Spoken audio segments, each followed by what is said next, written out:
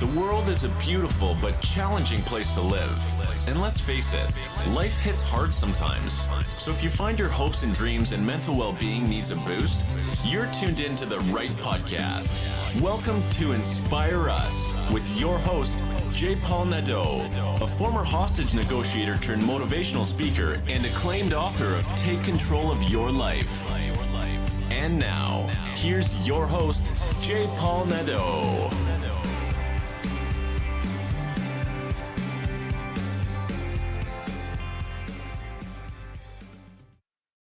Hello, everyone, and welcome to Inspire Us. Today, I have the pleasure of introducing you to Julie Daniluk. She is a nutritionist and a TV personality. She's also the award-winning best-selling author of Meals That Heal Inflammation and Slimming Meals That Heal. Her third book, Hot Detox, was on the Canadian Bestsellers list for 11 weeks in 2017 and is already on its way for a second printing. Julie is currently writing her fourth book, and it's due for release in 2021. She has a remarkable story. I keep using the word remarkable, don't I? Well, remarkable is quite a powerful word, and she has a powerful story. You're going to hear it today, and you're also going to hear some pretty amazing facts about food, how it can heal and how it can kill. And without any further delay, it is my pleasure to introduce you to Julie Daniluk. Hello, Julie, and welcome to Inspire Us. Oh, thank you for having me, Paul. It's such an honor. It's a pleasure to have you on. I've been reading about you and your marvelous journey. And when I say marvelous, let me say that over again. It's not, you didn't have a marvelous journey, did you? You had a pretty hard journey to get to where you are right now. Yes, but I will say that now I can see the silver linings. Now I can pull the gifts out. So that's on the other side of it. So if anyone's dealing with mental health stuff, I want to remind them the crucible that you often are you galvanize yourself when you go through these experiences, and that you can have some gifts on the other side. You galvanize yourself. I like that term. Yeah, and it's true. They say whatever doesn't kill you makes you stronger. I don't believe that. Except for bears. Bears will kill you. Yeah. Bears will kill you, and a bunch of other stuff too, as it turns out, right? Yeah. Let's talk a little bit about your journey then. Sure. How did this all start for you? I know how it started for you, but why don't you share? I watched your video, which I thought was absolutely beautiful. Your journey video. So why don't you tell us about that journey? Sure. So I was a hyperactive little girl, and my mom really resonated with the work of Dr. Feingold.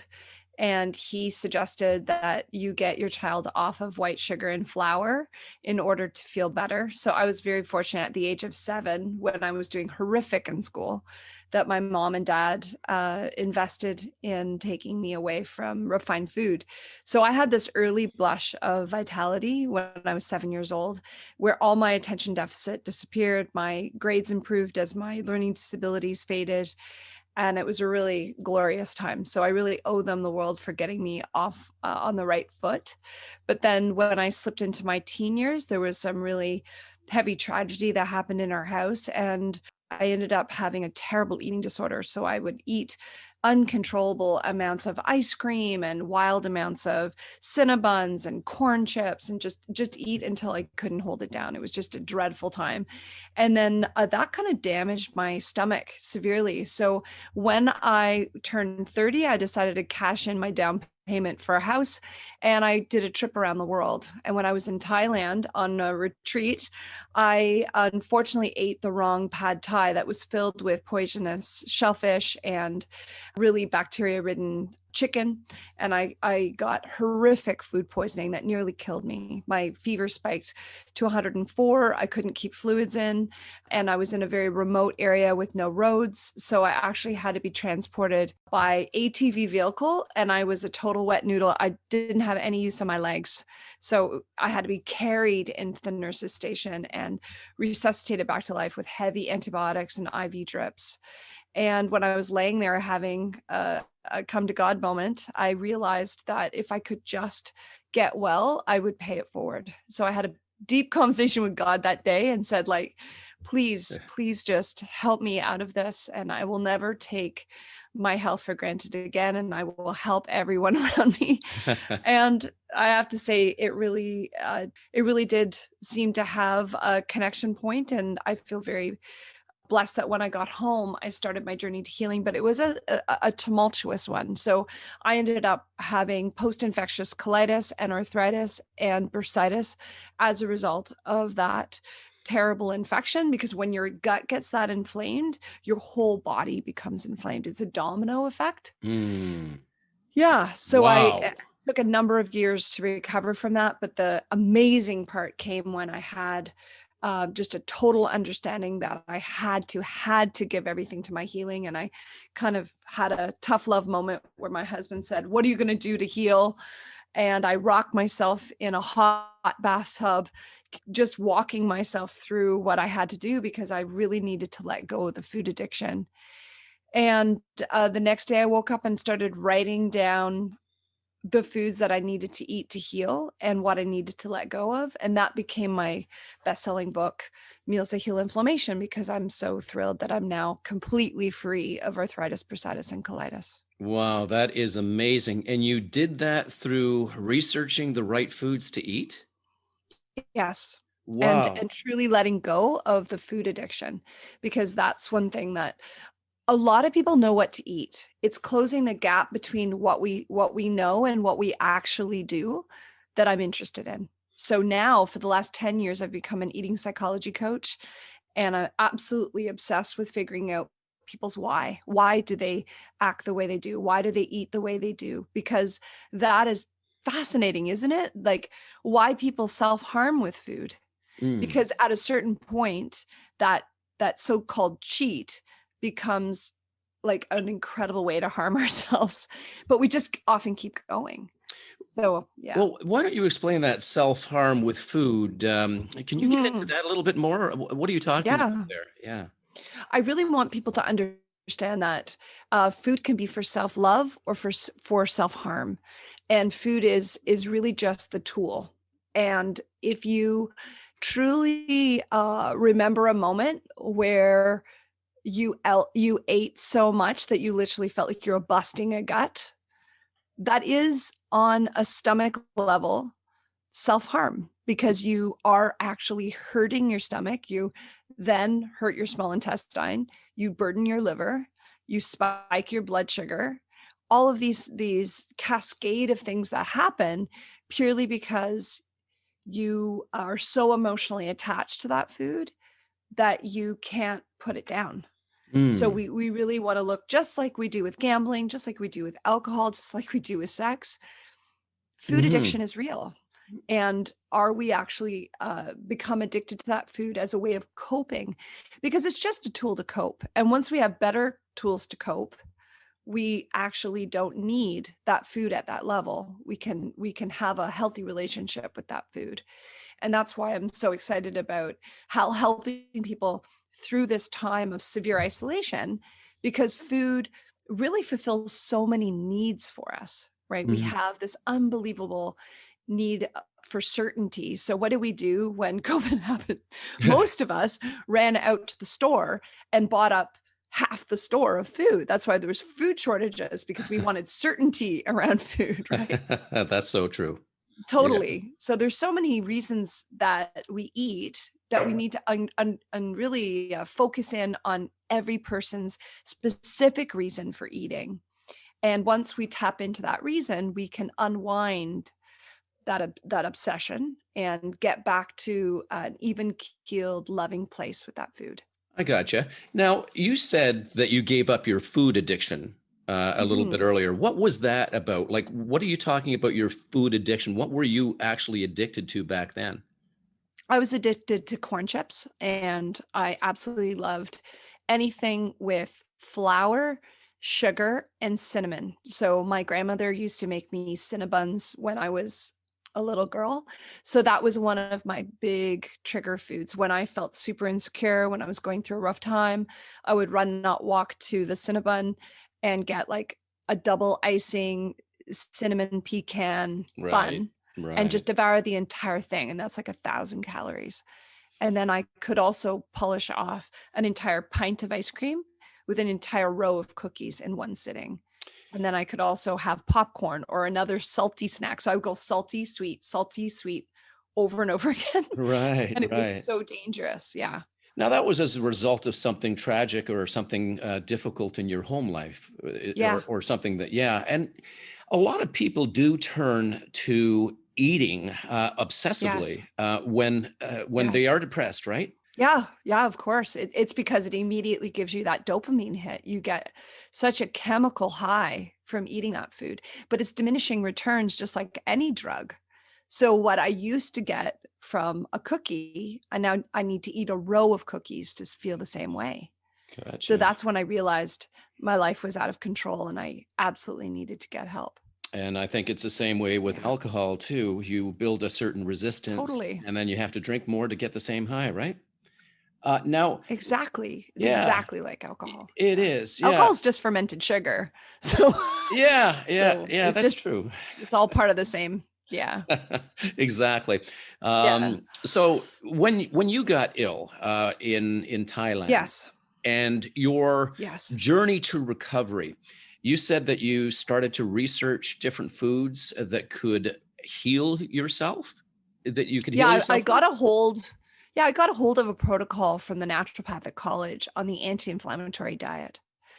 And on this list, it was pretty basic. And I realized, okay, as a person who loves nutritional research, I was going to flush out this list.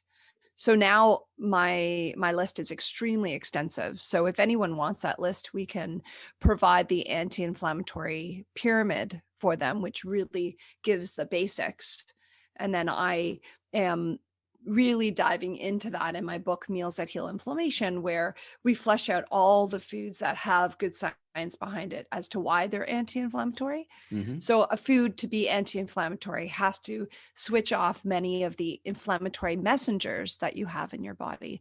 Now, we should probably define what inflammation is for a new listener. Would be inflammation is your body's emergency response to any incoming harm.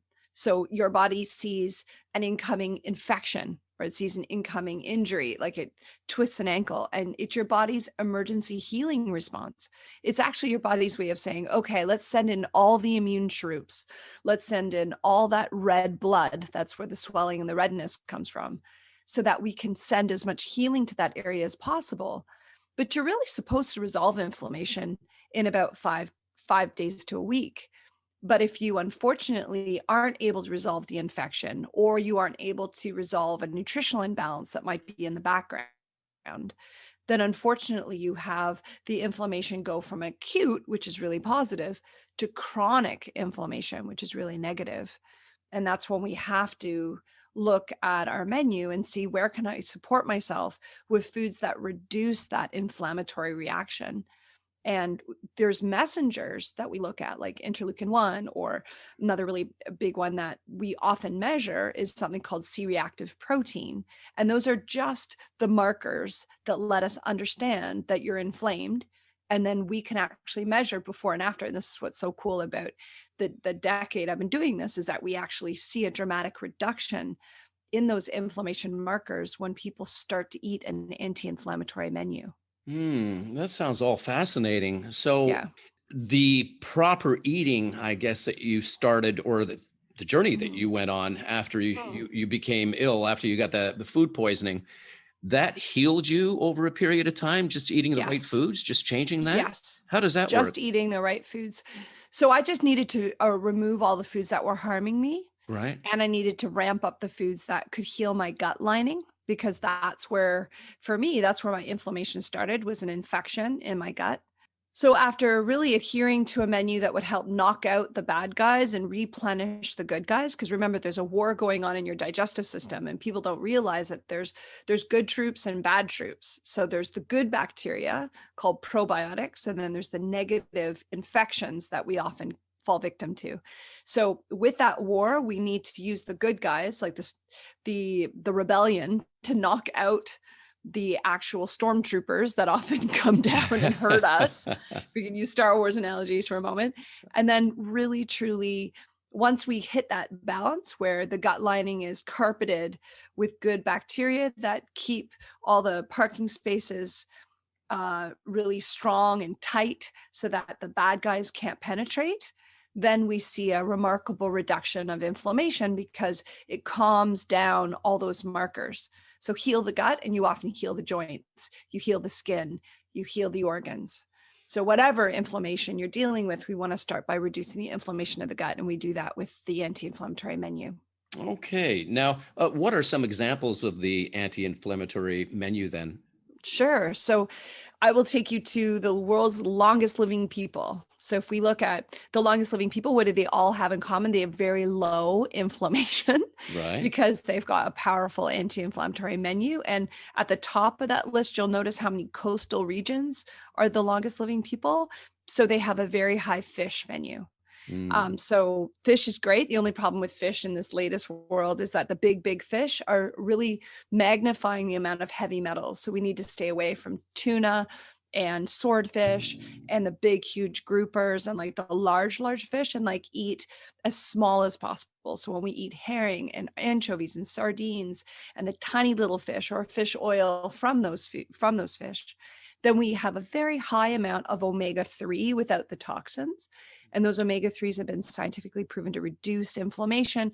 But also what's important to this podcast is we see a massive pop in people's mood, because we now know that depression is in part neuro or brain inflammation. So if we can reduce the inflammation of the brain by eating the right foods that heal your gut and your brain, then you'll really see a difference. And we now know that omega-3 partnered with vitamin D is one of the fastest ways to create more serotonin, your feel-good hormone in your brain. So if we want to feel safe, if we want to feel happy, we really want to increase foods that up that serotonin. So definitely increase omega-3 and vitamin D, and then also really get that color in there, because every single food has its own magic. So let's start with vitamin A foods. They're often orange. Like a carrot juice has 25,000 IUs of vitamin A.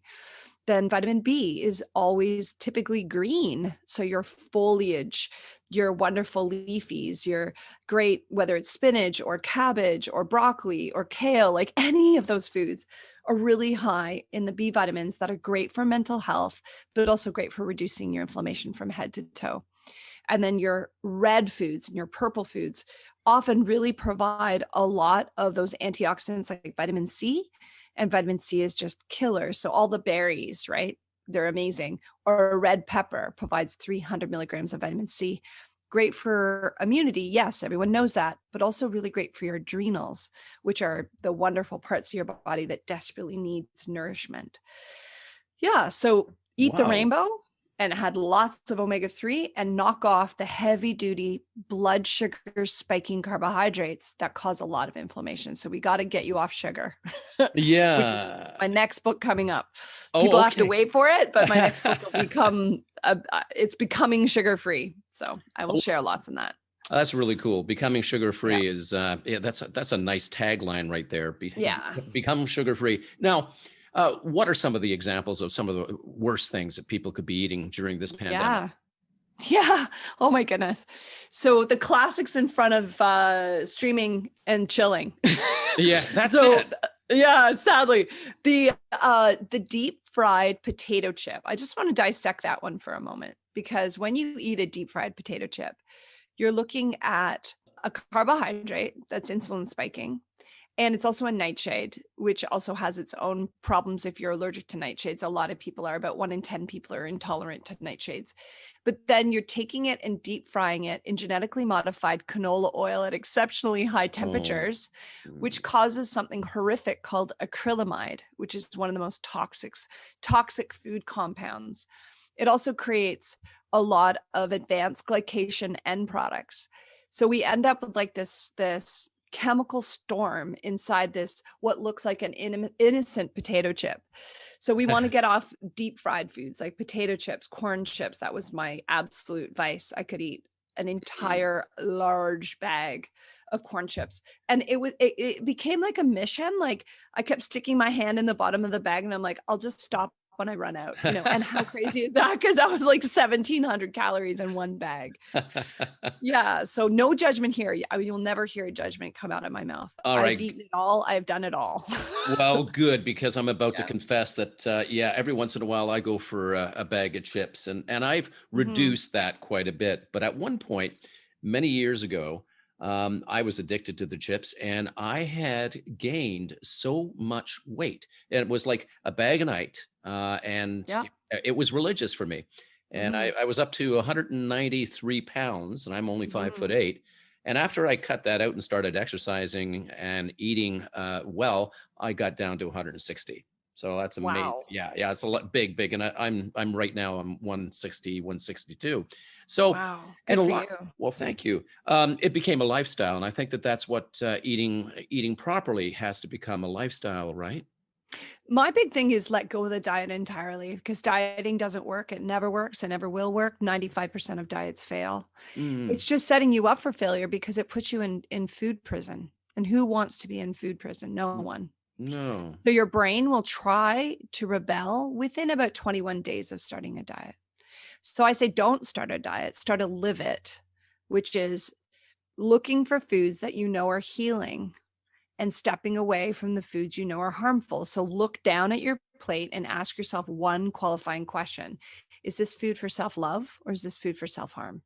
And Oh, if I you like that. can answer, yeah, that's going to heal me. That's a really good decision. Eat it. Yeah, yeah. Yeah. So fish and fruit and Veggies of all colors. Yeah. those are That's the those are the healing, right? Yeah, nuts, seeds, of course, like pumpkin seeds, hemp hearts, sunflower seeds. All the seeds are super healing and have unbelievable nutrition in them. So if we really go back to more of a caveman idea of eating things as unprocessed as possible, miracles happen. Like, we're talking people who follow a Live It With Me, and like I run an incredible support group called the Meals That Heal Thrive Tribe, where people get in there and they just have accountability and challenges, and we just have such a good time together. And I can believe, because I guess I've been doing it for a decade, but it's so beautiful to see how loving the testimonials are. Like, Julie, I have lost 55 pounds, and I've gone from crippled on the couch to running up the stairs with absolute ease. I'm able to go for 2,000 step walks when I couldn't walk to the bathroom when I first started. Like, miracles happen because Wow. people get off of junk food. That's all we're looking at, not a hyper restriction, not like rigid rules, just really being loving and free with yourself and just stepping towards wellness, making that next step about, I'm healing my mind, I'm healing my body, Yeah, and I suppose if you get into that frame of mind that you're choosing to eat the right things that will boost your health, boost your brain, and really put you in a great place. Well, look what it's done for you. At one point, you had chronic arthritis, you had colitis, Yeah. you could hardly move, and you went on to this journey of healing and eating the right foods. And not all foods work the same way for all people, right? That's a big part of my philosophy, is that there's 7.5 billion diets for 7.5 billion people. There's no way I could come up with the Danielek diet or any specific rigid diet that works for any particular person. I hate menu plans. I think they're ridiculous. No one follows them really. And they just set you up for, again, more expectation of, oh, I didn't do it right, I might as well throw the whole thing out.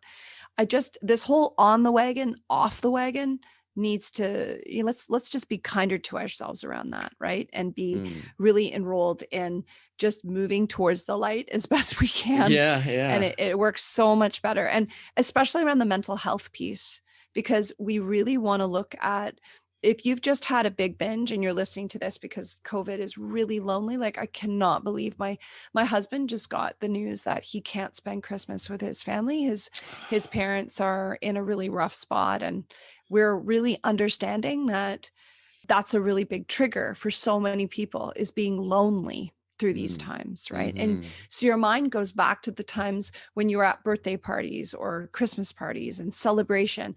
And so we go to those treat foods, or shall we say cheat foods, when we're in that lonely place. And so right now it's coming up with new treats so that you don't have to cheat. So it's really having a massive array of healing, delicious options. And that's what I really try to teach constantly.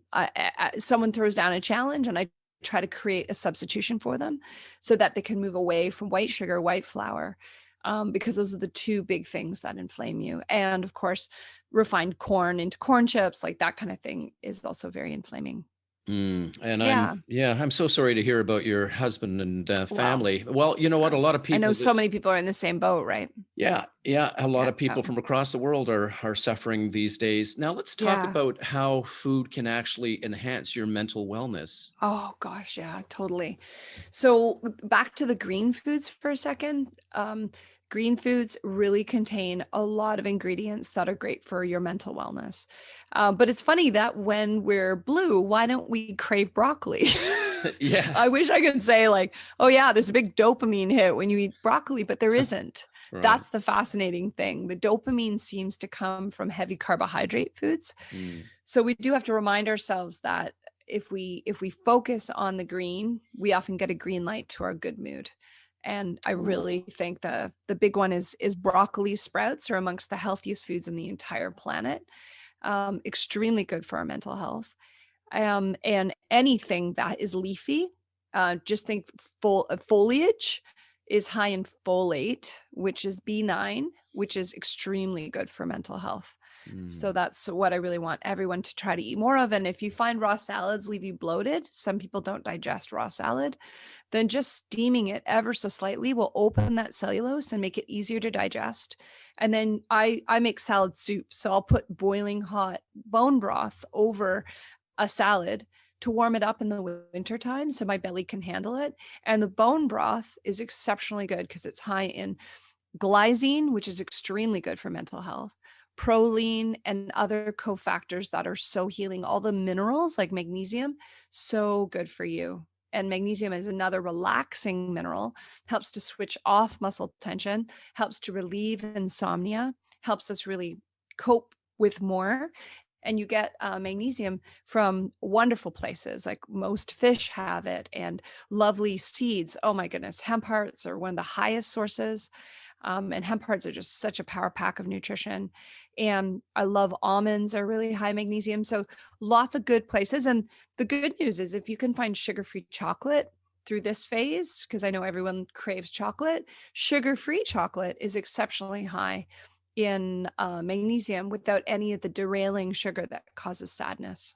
There's sugar-free chocolate out there, and I didn't know about it. Oh, there's like 5 brands now. Get There's out. amazing brands. Yeah. So many like, I think the most popular brand is called Lily's, and they make baking chips as well. So you can have like chocolate chips now that are sugar-free. Oh, wow. And they're sweetened with stevia. So they don't pop your blood sugar at all. They don't increase insulin at all. So they're perfectly safe for diabetics. Oh, wow. That's fascinating. I'm sure that a lot of my listeners our listeners are going to Yeah. really love that idea. Go out Yeah. and get some chocolate, sugar-free chocolate.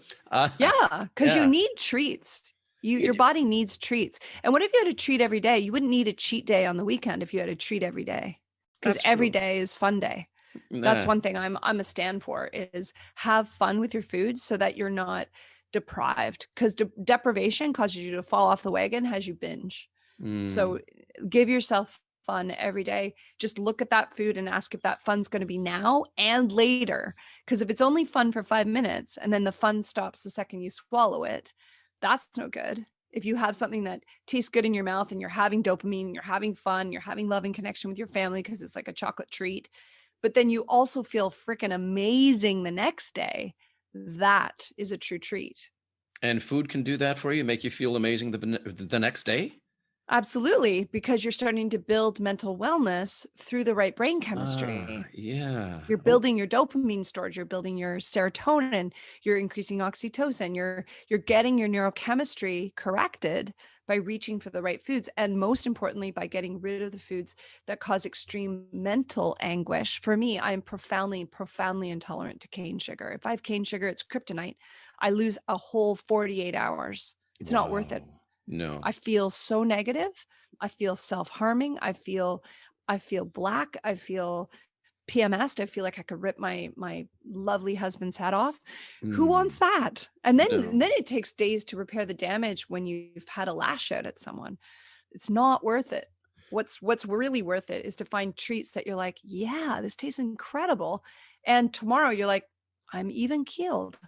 We all just want to be in love with the people around us. And We need it today, don't we? We just yeah, yeah. And I was not aware that food could affect you that much. I mean, everybody knows, oh yeah, healthy food, healthy mind, healthy body, but I didn't realize that it could actually affect you for days and really change the way that you feel about yourself mentally and yeah, physically. Wow, that yeah. is amazing insight. Now, for some of the people who have gained weight during these COVID times, who are going to the bags of chips or who are eating much more than they should, what advice would you give them right now to slowly get, well, slowly may not be the word, but to get to where they need to be? So if you feel that you're out of control with food, it may be time for you to assess whether you need some psychological help with breaking up with that food. You Mm, can start, of course, some principles by yourself, like sitting quietly with that food and having a conversation with that food and writing a journal entry about what that food serves for you. What does it give to you? And then we fulfill those needs other places. So a really great example is my grandma and her Cinnabons. I needed mm, to realize that I was fulfilling a need for certainty. I was fulfilling a need for love that I didn't have. And so I went out and actually created my grandma's ginger cookie recipe with lots of cinnamon that did not hurt me because it did not have sugar in it. It did not have cane sugar in it, which I'm terribly allergic to, and mm. it did not have any flour in it. It was actually made with almond flour. And just swapping those two ingredients out, all of a sudden I had a treat that was my grandma, that represented my grandma. It represented love, so I could eat it freely. And it did give me certainty. It did give me that feeling of security, but it didn't derail me. Mm. And that just substitution, if the first thing I do is definitely look at why, but also start to build an arsenal of substitutions for yourself. So that for you, if you absolutely love chips, can we find you for now the world's healthiest chips so that you're Hmm. not derailing yourself with a standard bag of, all dressed wild chemicals, evil oils, like Yeah. genetically modified, just Yeah. crazy shit on there. Can we first kind of say, okay, I also really like sweet potatoes, so I'm going to try that. Right. And I'm going to try to make them myself by, taking a good quality avocado oil and brushing them. And I'm going to cook them off in my own oven. And I'm going to have something so soul satisfying because they're crispy and delicious and they're homemade. My gosh, there's nothing more delicious than that. And Mm. it's just a massive leap up.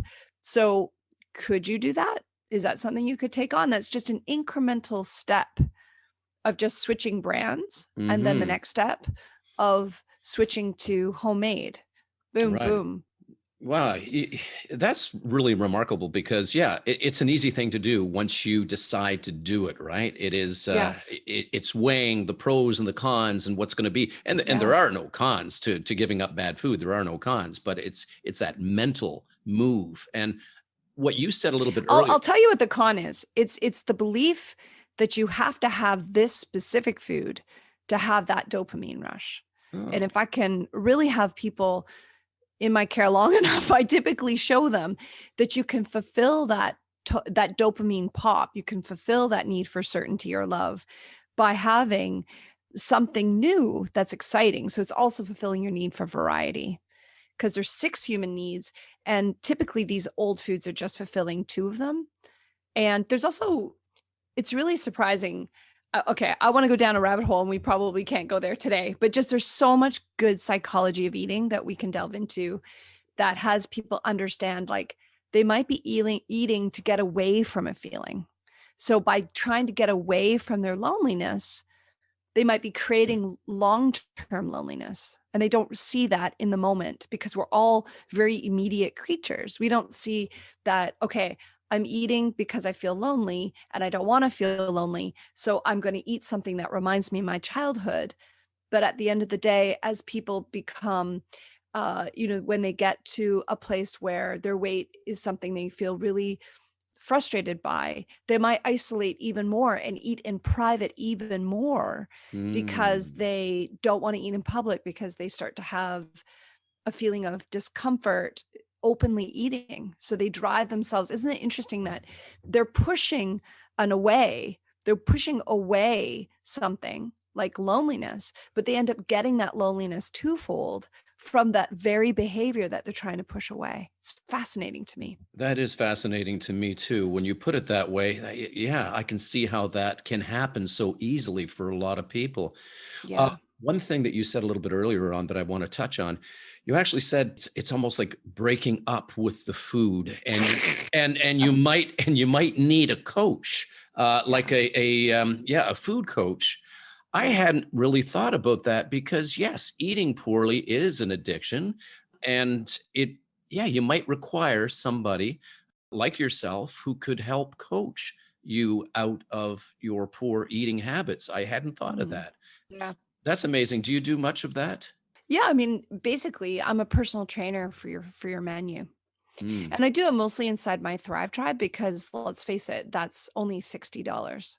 So that's where people can kind of feel comfortable in their present financial state during COVID, because private coaching is obviously a lot more. So we do a mhm. lot of group coaching so that we can talk to everybody, but take really great question periods. And I'm known for going long with my question periods because I just want to make sure that we don't leave anyone behind when they're trying so hard to live a super enlivened life. Right, uh, right. Yeah, that's when they want amazing. to reach that state We're of feeling great. Well, this is Mhm. it. Yeah, we all want to reach that state of feeling great, and especially during these difficult times where there's so Yeah, much uncertainty and so much anxiety and totally. depression. If we can turn that around by starting to eat well, and when you start to lose those pounds or you start to look better, you feel better, right? I know, isn't it incredible? We've both had journeys in that area, and nothing tastes as good as healthy feels. No, you're right. And when you look at yourself, you feel good, and you Yeah.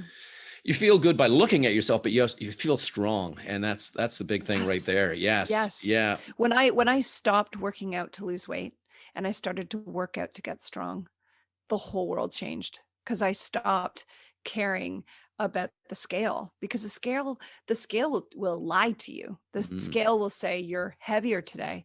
And instead you need to go, oh, wow, I gained half a pound of muscle. How cool is that? Yeah, that's right. It's really Exactly. important because fat, if you look at the same amount visually of Mhm. fat, it is literally half the weight of the exact same visual amount of muscle.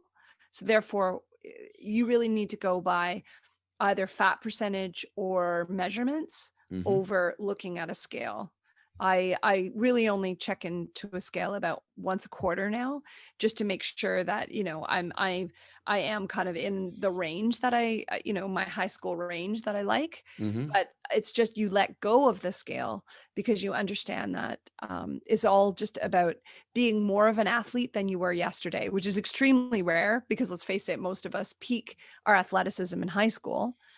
And Mhm. if we can look down our 40s, 50s, 60s and say, okay, now is my absolute priority to get into the best shape of my life so that I can have an extraordinary longevity. Because out of all of the four pillars of longevity, movement is the one that you cannot skip. You can't. Some people can get away with weird food and they genetically are lucky, but no one can get away with literally sitting all day long. It No. just it just shortens, we know it just shortens our life. So that's Yeah. how I've gotten away from just focusing on food. And now our Meals that Heal Thrive tribe addresses all four pillars. So those pillars being, longevity has to be made up of eating well, moving, having a connection, having a deep, loving connection, and having purpose. And when we have those 4 areas covered, boom, our mental health improves, our physical health goes through the roof because we have a reason to be here. Mm-hmm. Mm-hmm. And purpose, yes. When you find purpose, you do have a reason for getting up in the morning and feeling great Yeah. about the day, right? Yeah, And totally. a lot of people are losing their sense of purpose during this quarantine time, and Mm. it's not getting any better, anytime soon. So it's time for us to take control of our lives, right? And Well, what's so empowering is to see this as sort of a time to be a hermit and to redesign yourself. And that's one thing that this summer, during COVID times, I decided to swim the English Channel virtually. oh So, wow, so just taking on something just outside your comfort zone. I had never swum that much in my whole life, of course. Virtually means you're allowed to break it up into chunks. But to swim that consistently every day, I have never been that fit in my entire life.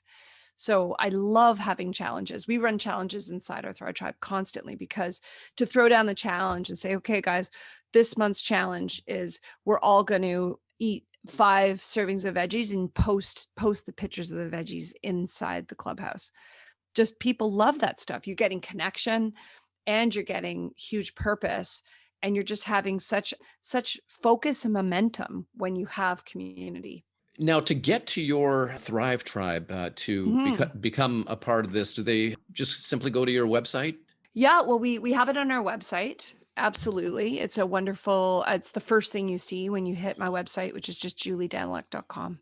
Totally. I'm gonna post the link Thank you. in the bio as well. So, can we talk about one more thing? Of course. Yeah. The research that you've done, I've heard that food can actually help heal cancers and Yes. different diseases like this. A lot of people, I've lost some very close people in my life over the last year through cancer and other things. What can food, or how can food play a healing role when you're dealing with these kind of diseases?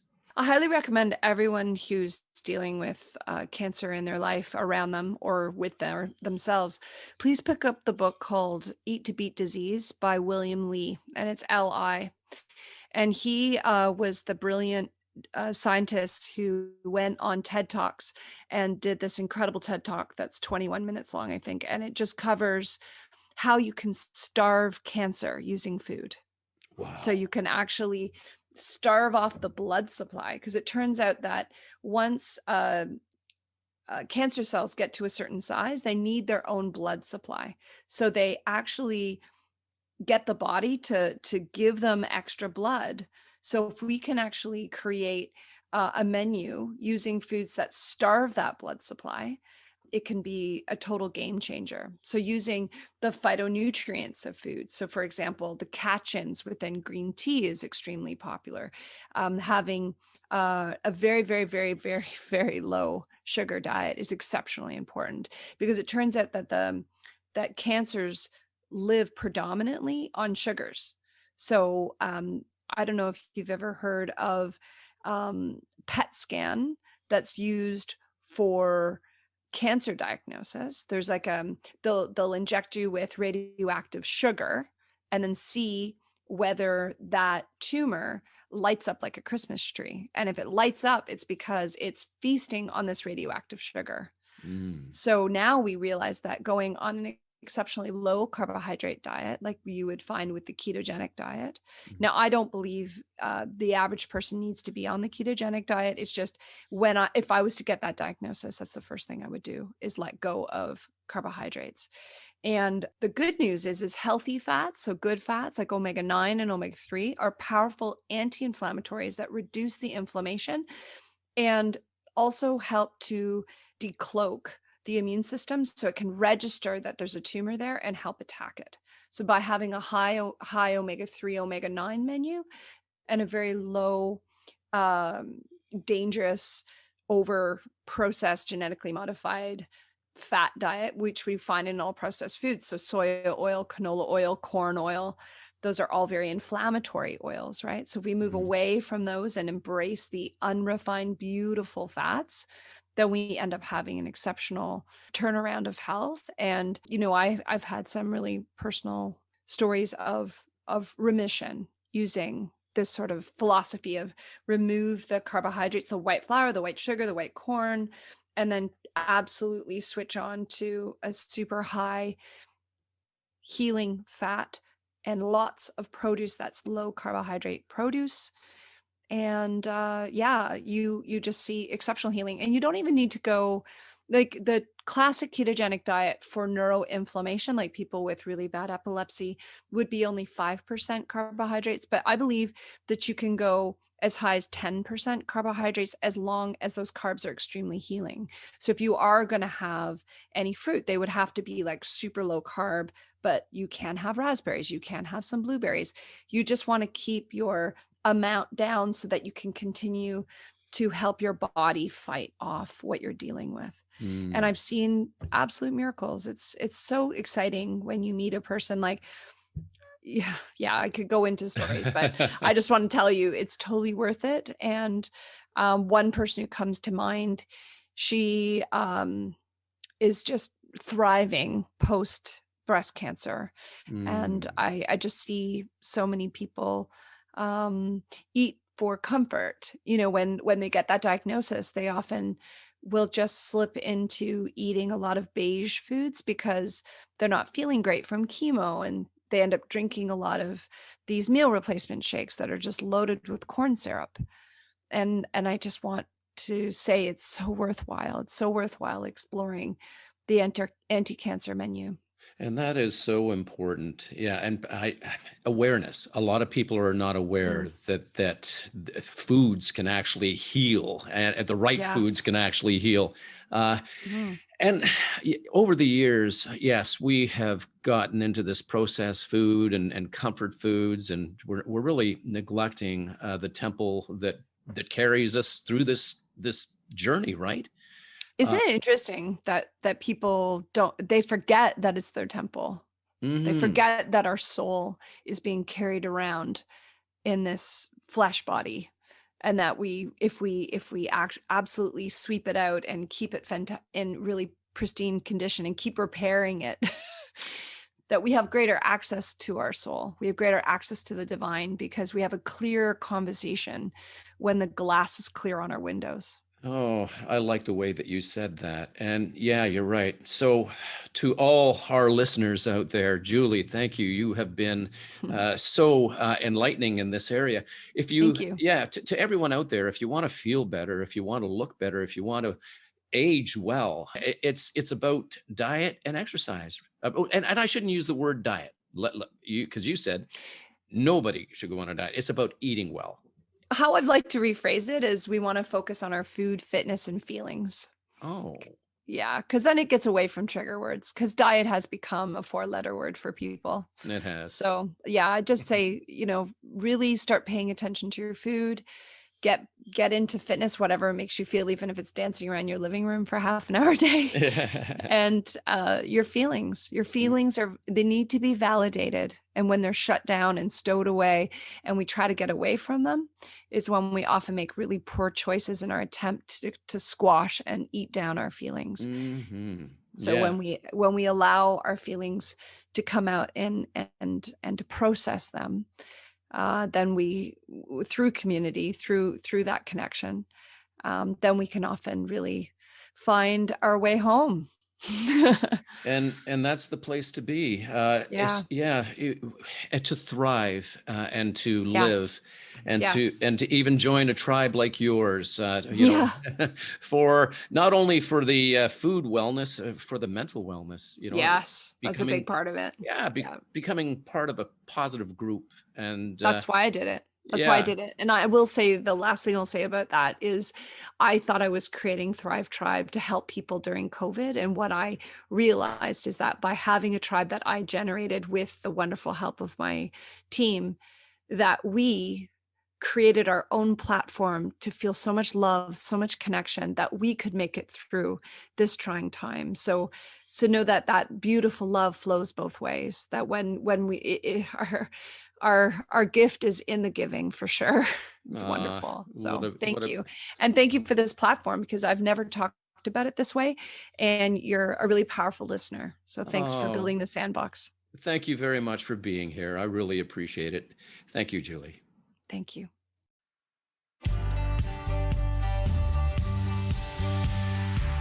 Thanks for listening. Tune in next week for another insightful episode. If you haven't already, hit the subscribe button and leave your comments. For more information, check out our website at www.inspireus.ca. Remember, it's not what happens to us that matters most. It's how we respond to what happens to us that does. Stay strong and resilient.